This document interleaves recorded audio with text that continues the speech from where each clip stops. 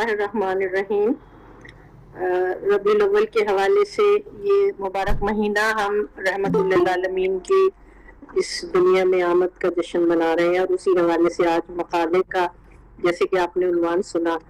کہ تعلیمات اخوت آپ کی اور صوفیانہ افکار۔ اور تعلیمات اخوت اور مساوات ایسا ہے کہ تمام انبیاء علیہ السلام نے اس کی تعلیم دی، لیکن خصوصاً حضور صلی اللہ علیہ وسلم نے اپنی حیات مبارکہ میں اس کا عملی نمونہ بھی ہمیں کر کے دکھایا، اور قرآنی تعلیمات جو اخوت کے حوالے سے ہیں وہ بہت اہم ہے۔ بدقسمتی سے ہم پتہ نہیں کیوں نہیں ان تعلیمات کی طرف توجہ دیتے، حالانکہ قرآن نے بہت اہمیت دی ہے اس کو۔ قرآن کی روح سے رسولوں کے باب میں یہ سنت الہی رہی ہے کہ